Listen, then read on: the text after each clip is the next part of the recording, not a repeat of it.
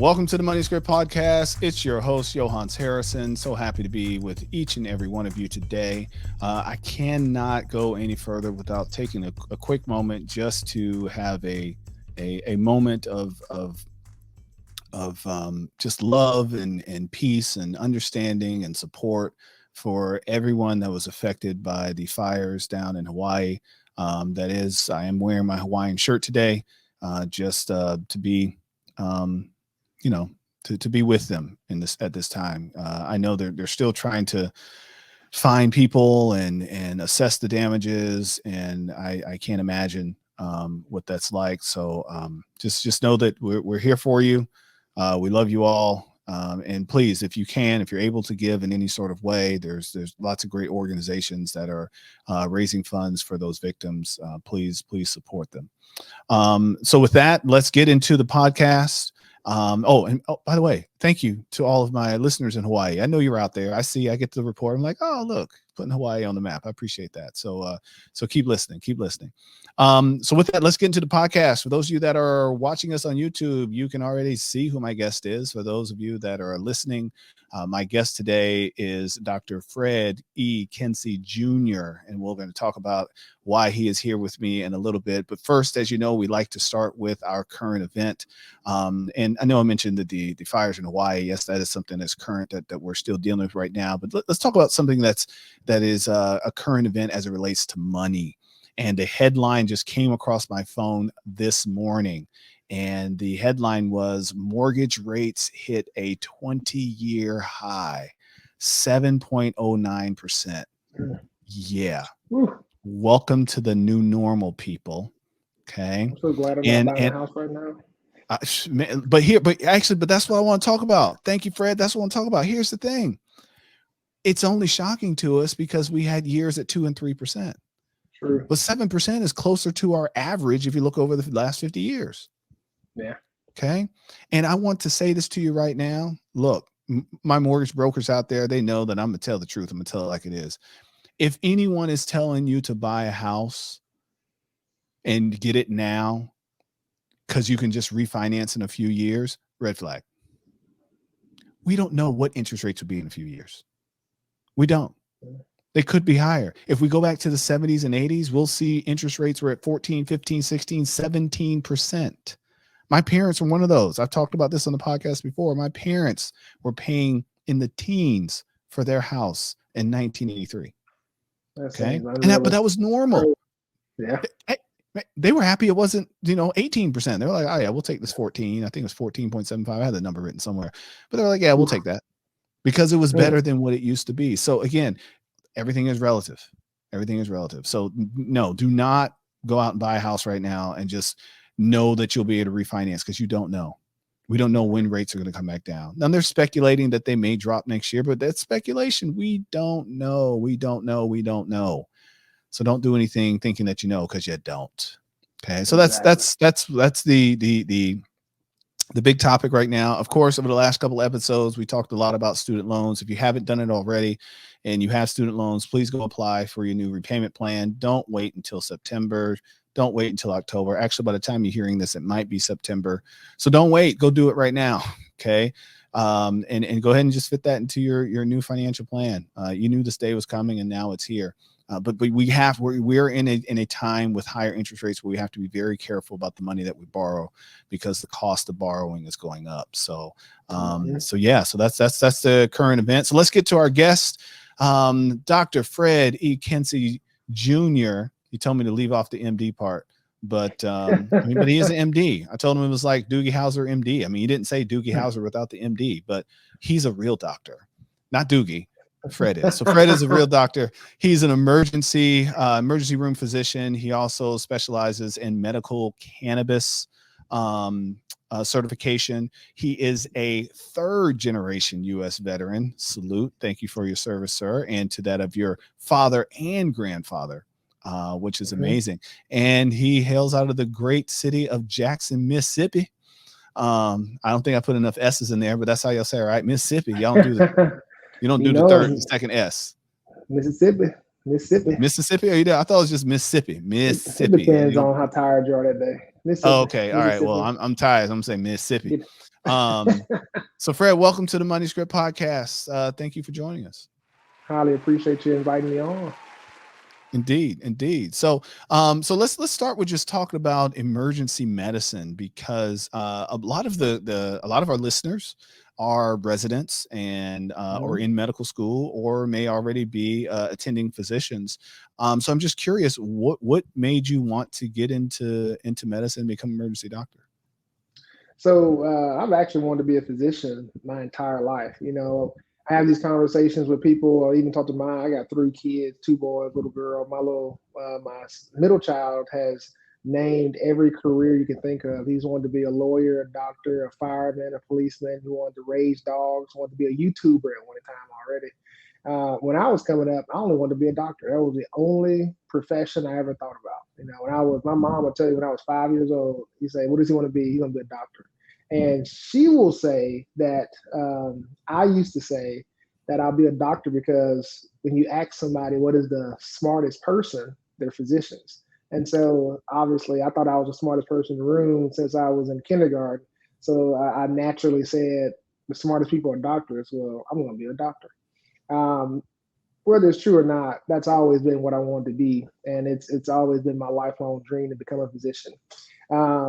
How did I get to the ER portion of physician? So initially, when I was growing up, I actually, from the time I knew really what a doctor was until probably my first year of medical school, I thought I was going to do anesthesiology.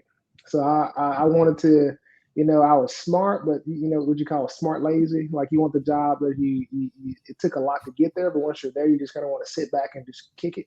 So I thought that was the anesthesiology way. So I'm gonna get this job.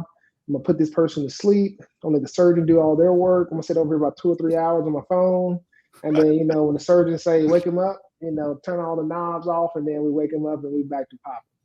And that, I realized that wasn't what anesthesiology was. And it just wasn't my forte. I wasn't a huge fan of being in the operating room. I wasn't a huge fan of, taking direction from the surgeons all the time. I wasn't a huge fan of the cold operating room. It's freezing in that place. I mean, it's just all the time. And I was just like, this ain't really for me. So when I got to my 3rd year of medical school, when I knew anesthesiology wasn't going to be for me, I was kind of lost. I was like, I'd have paid all this money to get to medical school. I'd have took all these tests. I'd have studied all these books. And now I'm about to do a job and I don't even know what I want to do. So my first rotation in my 3rd year of medical school was neurology. Fell in love with inpatient neurology. We would get the code. We would get the little beeper, and then that mean like somebody's having an acute stroke. We'd run down to the ER, decide if we're gonna give them this medication that could bust up the clot or not. We had patients in the hospital with these different neurological conditions. So I felt like I was House. I felt like I was the real life House. You got these crazy, bizarre medical conditions. Or his arm doesn't work, or his leg stopped working, or he's got this shooting pain down his left eye, or just all these crazy conditions. And it's us trying to figure out the why. Why is it happening to this person, and how can we fix it if we can fix it? So I left neurology, inpatient neurology, feeling really good about, I think I may do this neurology thing. And then I did outpatient neurology, and I was like, this ain't it. All my patients were, everybody had a migraine. Everybody had already seen 7 neurologists already. You were number 8, and they had this condition that they were trying to figure out. And I'm like, the first 7 didn't get you right. I'm not gonna be the guy. So it was a whole different world of medicine again. So once I left that, I was back on that kind of cloud of like, I know I want to be a doctor, but I just don't know what type. The next one I did was psychiatry. And so I did adult psychiatry first, it wasn't terrible, but they do a lot of writing and they spend a lot of time on each patient. And I'm just like, man, I was in that room for a whole hour. I mean, I need an hour to decompress off the 1 hour we took with the patient. And so I was just like, this ain't really gonna be for me. And I started kind of getting a little discouraged because, it was kind of, I'm like, I done gone through a couple of rotations and I'm still not finding anything I just love. And my next rotation is going to be emergency medicine. I took it kind of early compared to what most students can do these days. Most students don't take emergency medicine as a rotation to their 4th year. And so unless you already have a passion for ER, it's kind of hard to develop a passion and then kind of apply for it. because you don't even get exposure to it until your fourth year. At that time, you're already looking at away rotations for, what you want to do when you, for residency. And so, luckily I was in a location where we did emergency medicine our third year, and I got there. The all of the doctors were amazing. Every patient was different. One patient may be someone that you're putting on a vent because their lungs are just terrible. Another person may be a foot infection. The other person may be, suturing up an arm. The next person has a shoulder that's dislocated. So I mean, you've done ortho, derm, you've done some plastic surgery. I mean, then you see a kid. Now you're a pediatrician. I like the variety. There was never a boring day. I never knew what my day was going to look like before I stepped through that door. And to me, that was what I felt was going to keep me excited about medicine for a long time. And then what solidified it was that whenever I left that rotation, every rotation after that, I compared it to that rotation. Well, in emergency medicine, we did this. I did my ER rotation, we did it like this. I was like, man, I'd probably be the ER doctor. That's kind of all I talk about now. And so that kind of solidified it for me. I did an ER rotation at some different hospitals as fourth years. I did it in the Navy as a fourth year, and that kind of locked it up. And it's been nothing but emergency medicine ever since. And I absolutely love what I do. There are days where it's kind of tough, mentally draining, physically draining. We do 12-hour shifts at the shop that I work at, but I couldn't imagine doing anything else. I love what I do. I love the patients that we serve. We take care of every single person that walks through the door, insurance, no insurance, black, white, yellow. Every person that comes in with a problem that I can fix, I'm dedicated to fixing that problem. So that's emergency medicine in a nutshell. I love how you fell in love with the diversification. Mm-hmm. Of the job, and just the diversity that was there, and what you got to show up for, and the different walks of life and problems that you got to solve. I'm curious, while we're talking about diversity, and you mentioned the diverseness of your population, of the people you serve. Mm-hmm. How has it been? I mean, I know that's only your experience, but how has it been being a Black doctor? From the standpoint of the patients, they absolutely love it. I mean, when I walk in the room, especially I see my African American patients, I mean, their eyes light up. They're like, "You're the doctor?" I get that question at least 3 times a shift. "You're my doctor?" Not just you're a doctor, you're my doctor. You're my doctor. And then you kind of get that blink of like, that's amazing. Especially my older patients. The older ladies in their 70s and 80s, and they're always.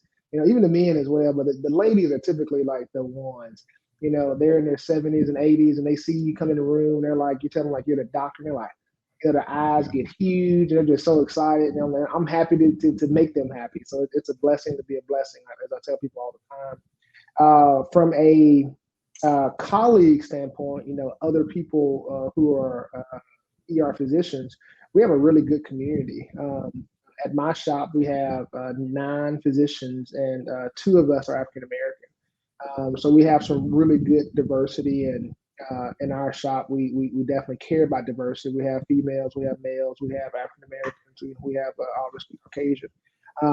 In the era of emergency medicine all around the United States, we don't have enough. Honestly, we don't, especially in areas of where people look like us.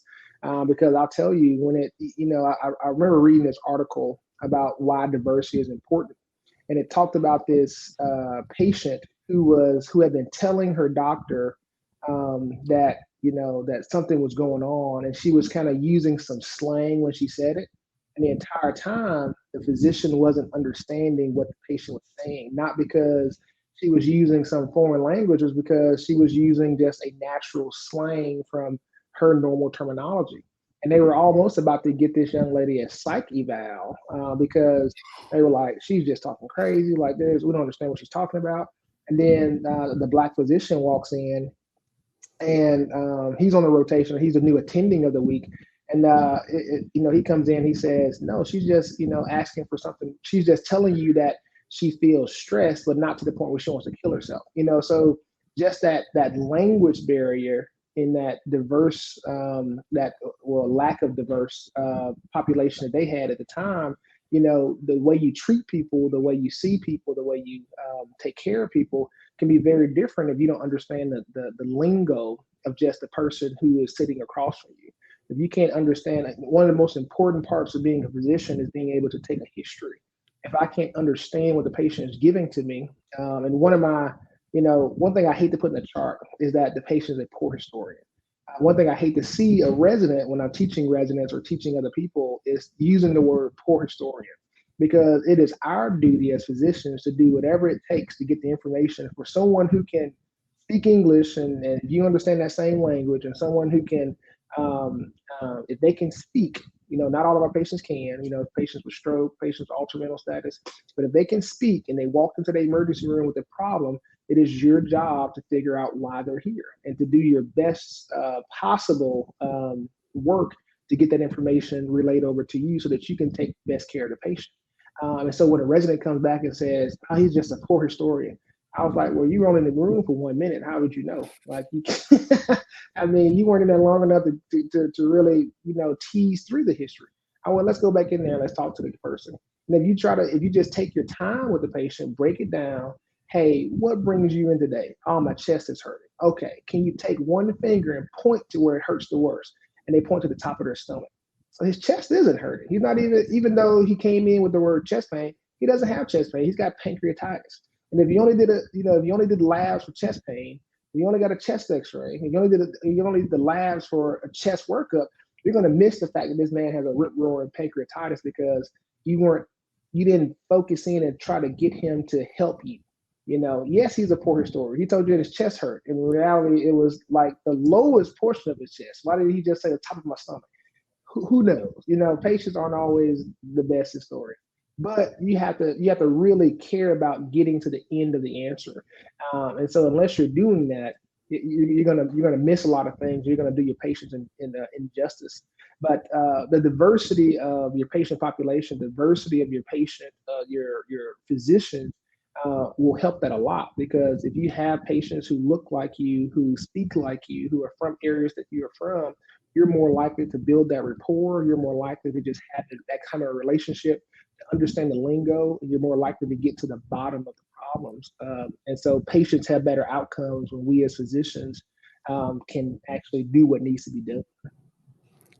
Beautifully said. And I have to share that there's a lot of similarities in being a professional financial advisor as an African American.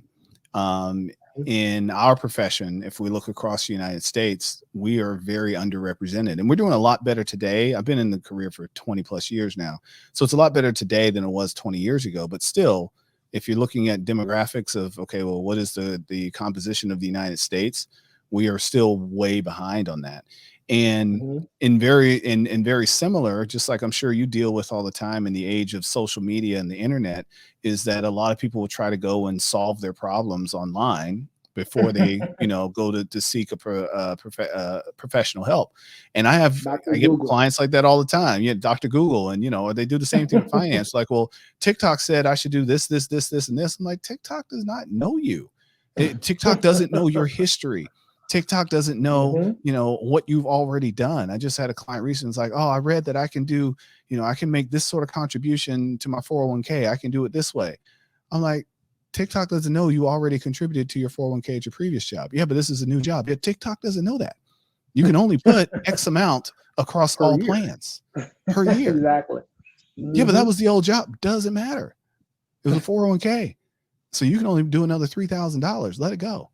But TikTok, okay, well, look, who would you hire as your financial advisor, me or TikTok? But like you said, and I find this in financial services as well. And since I know we're talking about medicine, but this is a financial services podcast. So I encourage people, as you're listening to this, if you're not a doctor, but you came here looking, okay, to get some additional financial knowledge and financial literacy, everything that Fred was saying about the relationship you have with your doctor, that is a similar relationship that you need with someone that's going to help you with your finances. They need to know your history. I like to describe it as a GPS system. If I don't know where you are and where you've been, I can't tell you where you're going to go.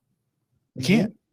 Now, can I tell you all the different routes that are available? Yeah, there's the 401k, there's the Roth, there's the index fund, there's a laundry list of ways that you can get to your end point, but which one is attributable to you? As Fred said, use your finger and show me where the pain is.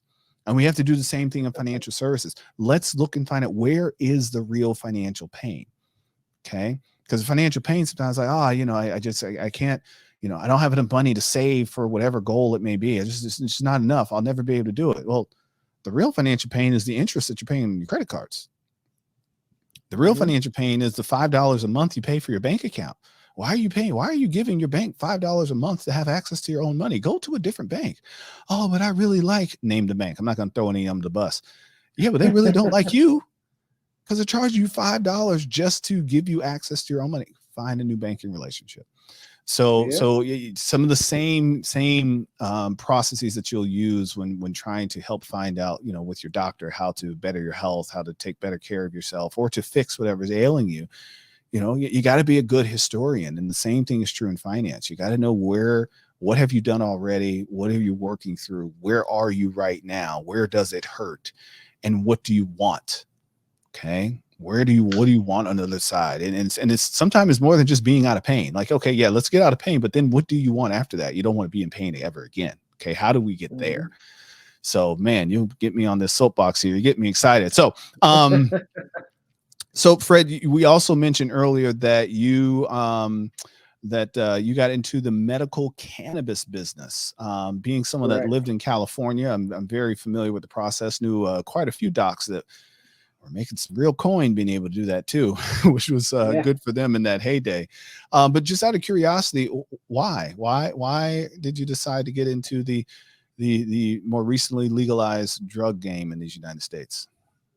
So, a couple of different reasons. One is that in the military, I saw a lot of people who suffered from PTSD, a lot of people that suffer from anxiety, a lot of people that suffer from depression. It's a rampant thing in the military. It's a rampant thing all over the world, but especially in the high stressors of the military when it comes to deployments, leaving home, leaving wives by themselves, leaving wives with kids, the rapid tempo of deployments, war. War destroys. War is a horrible thing for the psyche, horrible thing for the brain, especially when you're exposing these 18 and 19 and 20-year-old kids to something. One day you're at the beach with friends, hanging out by a bonfire. A year later, you're in Afghanistan, Iraq, and you're shooting at people across the street from you because your country told you to. That does a crazy thing on your psyche. And then to go from shooting those bullets across the street to coming home and saying, "Don't shoot anybody," turn that off. How do you turn that off? We had a lot of our service members once they got out that used to, when they were they were on medications like Zoloft and Zyprexa and different antipsychotics or different, not antipsychotics, antidepressants, I'm sorry, Zoloft and Paxil and Prozac and all these different medications to try to, help them with their anxiety, help them with their mood, help them with their depression. And when they got out of the military, a lot of them would confide in me and like, "Oh, I got off all that medication. Now I just do cannabis and I do really well. It helps me with my PTSD. It helps me with my sleeping. I don't have those dreams anymore of, thinking that somebody's going to bomb us at nighttime. I don't have those dreams of thinking someone's going to kick in our door and shoot us. Now I can just sleep, and, and it's natural. And, enough of those conversations. And I'm like, you know what? Like we should be pushing this more for people who have these kind of problems instead of putting on these medications like Prozac and Paxil and Zoloft, things that are truly mind altering, things that have that affect your serotonin levels and affect all these different chemical imbalances in the brain. We have this natural plant that we can, and you don't have to smoke it. You have, that's kind of one of the things that gets a lot of people is that they get caught up in the idea that, oh, they're just smoking reefer. Well, you don't have to smoke cannabis. I mean, there's a lot of certifiers here in our area that don't even do the flower. They don't even allow flower in their process. They tell patients, like, we do medical certifications, but you can't have flower. We have tincture, those little drops of oil that you can place in your coffee, your orange juice, your whatever you want to. We have gummies. We have vaping carts. We have lotions. We have creams. We have ointments. I mean, we have so many options to use the actual medicine of THC without actually ever having to smell the burning of flower. And so when you start to actually educate other physicians, I'm not talking about patients, I'm talking about just other physicians, um, that we have all these options. They're like, oh, I didn't even know we could do that, because you haven't, your brain was closed off to the idea when you heard the word weed, when you heard the word cannabis, when you heard the word THC, you'd already had a negative connotation associated with it. You didn't allow your brain to think that there is true medicine behind this. People with horrible inflammatory conditions get amazing pain relief when it comes Oh to yeah. use of cannabis. Yep, my Yeah. mother-in-law is one of them. She has RA, Mm-hmm, rheumatoid arthritis. She's had mm-hmm. double knee replacements. And she, oh yeah, she swears by her.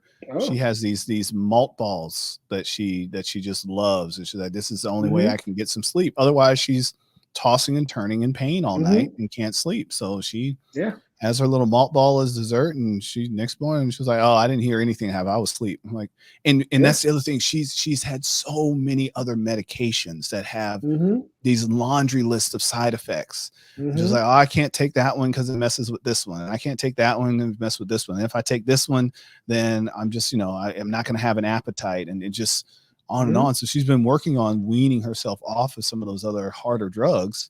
Actually, mm-hmm. she had what's the drug where you need the what's it called, the where in case she overdoses, I can give her another Yeah, drug. the opioids like oxycodone, norco, Oxycodone, yeah. And fentanyl. what's the Mm-hmm. Zocam, something cam is the other one. Narcan. Uh-huh. Narcan. There it is. Narcan. Correct. So she gives me this Narcan. She's like, if you ever just see me passed out, use this. And I'm like, Yeah, what? it's I'm like, real. are you I keep taking one in stuff my that's, truck. yeah, she was like, I was like, are you taking stuff that's hard? She was like, yeah, but but she's over time, she's been able to help reduce The her need amount. on those because That's she's perfect. using THC ointments and what's not Mm-hmm. CBD ointments and Mm-hmm. THC to help with her mood. So yeah, no, I'm very well aware. I'm very well aware, and I'm glad that you are a fan because my mother was depressed for years, Mm-hmm. and because she dealt with some disabilities, and it led to some depression just because of her lack of ability to live the life that she wanted to. Um, Mm-hmm. and she had seizures, so they also altered her brain. And one of the best things that we were able to do was like, Mom, we just need you to start taking some cannabis. And it Mm-hmm. bringing her out to California, and because her big problem was I don't want to smoke. She just didn't want to smoke. And I'm like, she lived in North Carolina. I'm like, Mom, come to Mm-hmm. California. You don't have to smoke. Man, when she There's so found, many options. oh, So many options. changed her life when she was Mm-hmm. able to get her hands on those gummies. Yeah, and so then it became I had to break a few laws and send her some gummies. I didn't get caught, so no laws broken, right? But even if I Yeah. did, you know what? Here's what's funny about that, Fred, is that was the risk I was willing to take. I was like, I Yeah. dare them to come knock on my door and say, "Hey, you were shipping these cannabis products to your mother in North Carolina." I'm like, you come up with a better Excuse me idea. for improving her quality of Yeah, I life. was like, I will go down if that's what I go down for. Fine, I'll take it. I'll take it. So, no, that's Guilty amazing. for improving the quality of life of my mom. Thank you. I'll take Yeah, that charge, I'll Judge. take that charge. I was like, I will cross that bridge when we get to it. I will. Yeah. So after after I learned that multiple members were experimenting with THC in the different forms, honey, whether it be tinctures, drops in their tea in the morning. I mean, so many different things they were using. I was like, man, I got to figure out how I can get more people into this and off of opioids, off of Mm, benzos, off of Zoloft, off of all these zombie medications that we've been prescribing for all this time. And so, at the perfect timing, medical marijuana for Mississippi came into light, and it's kind of just been it's been on and popping since then, I guess you would say. So we actually passed our law for medical cannabis here in Mississippi in January of 2022. 6 months later, the program was essentially open. At that time, manufacturers or cultivators had to start growing their product. And then February of 2023 is when the actual dispensaries opened. So we've been dispensaries open selling cannabis now in Mississippi for about 7 months. So on all of our episodes, Fred, we'd like to ask our clients one simple question. And that question is, what is your first memory of money? First memory of money, my money in my hand. Kind of a couple memories, I guess I would say. So the first memory of being given money, I remember my grandmother, who was my mom's mom, used to, when she would get her check cashed, her monthly third of the month check cash, she would give us like $2 at a time. Like, here you go. Like, I've made it to the big leagues. My first money made from me actually working uh, came from, I used to cut grass, and you wouldn't imagine cutting grass now. Mississippi heat right now, we got a heat index into the 107. It's ridiculous. The humidity out there is crazy. Like, I walk outside to my truck and I'm like, I used to cut grass in this heat. I mean, like, all day. How did I do it? I have no idea. Um, so that's, first time somebody gave me money, first time I actually got paid from actually work I did. The first time I actually got a real paycheck, when I got my first check from being an attending physician. That check came actually with a bonus on it because I signed a multi-year contract. So I felt like I was in the NBA or the NFL. Like, when I got that check, I was like, whoa, like, I'm going to be getting this for the rest of my life. Obviously, I didn't get that for the rest of my life because I had the bonus check on there with it. But I mean, you ought to saw my eyes when I saw that check, and I was like, holy moly! Like, this is more money in one check for working 1 month than my mom made in 2 years. Whew. So that was a different feeling. That's when I felt like, oh my, I think I might have made it. I think I might have made it. This is money. So when you see Yes. people, taking these exotic trips and stuff, it's like, I can do that now. I could probably go to some of those places that, I've seen on TV all my life. And not just me, but my mom too. Wherever I go, she pretty much goes with us. So she's our third companion. She travels with us a lot. So we're going on a cruise here in December, and she's pretty excited about it. Awesome. Awesome. That's one thing. I have not done a cruise yet. I've not done a cruise yet. There's something about being out in the middle of the ocean that I still doesn't sit right with me. I don't know. So we Not that we a love the plane is any water. different. Yeah, Yeah. I love going to the beach. I love the water, but it's just, I See, don't I'm the know. opposite. I'm not a huge beach person. Like, honestly, Oh, I hate the beach. I go because my kids love it. They love the mm, beach. I hate the beach. Like, I'm not a fan of being at anybody's beach. It's sand. It gets in all of your stuff, and then it gets in your car when you get back to this. It gets in the yes, house, and that's you track sand. it all over the place. Like, I'm not a beach person. But when you're on that boat, especially in the Caribbean, that blue water being churned by those huge rotors, and you see that big old trail of that blue white kind of mixture of aqua out there in the back of the boat. I mean, at nighttime, the lights off the boats just splashing into the water. I mean, like, I just love the smell of the water. I like the look of the water. I like just being out there with a cigar on the balcony, just kind of just enjoying life. But I don't want to be on anybody's beach. Like, unless, my kids drag me there once a year, and so I do the, the dad thing, and like, all right, let's go to the beach. But I'm not a fan of going to anybody's beach. But you put me on a ship, I'm ready to roll. Got it. Got it. Awesome. I'll keep that in mind because my wife keeps trying to get me to do it, and I just haven't done it yet. I just haven't done it Hmm. yet. All right, so let's get this wrapped up, Fred. Again, we appreciate you joining us on the Money Script podcast.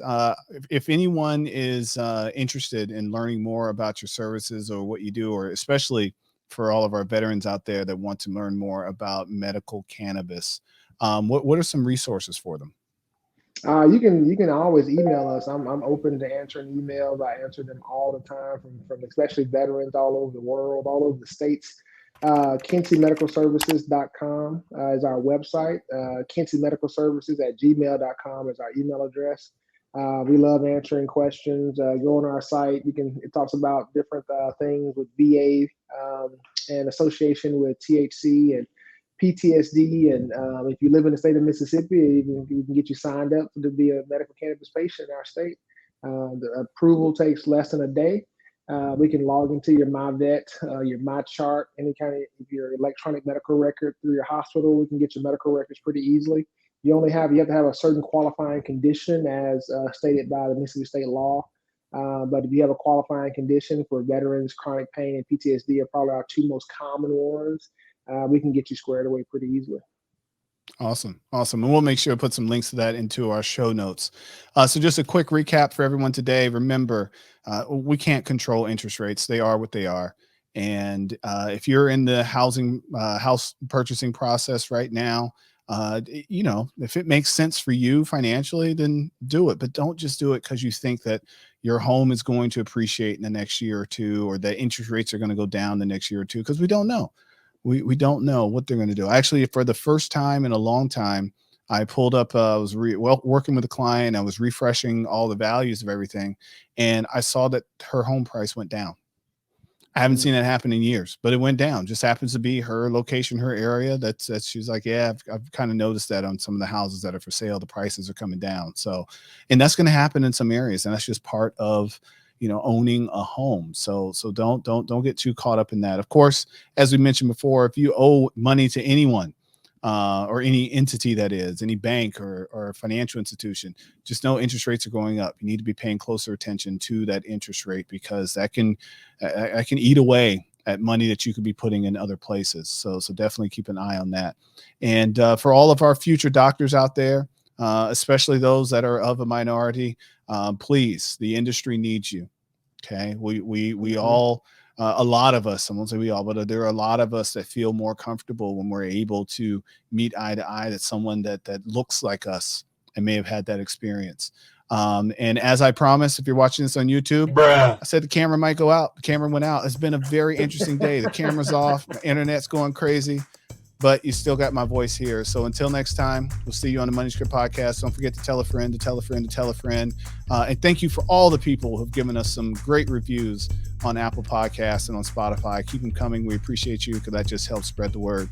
Fred, I will see you in Philadelphia for ASAP. Sure will. Thank you, brother. Have a good one. Thanks. You too.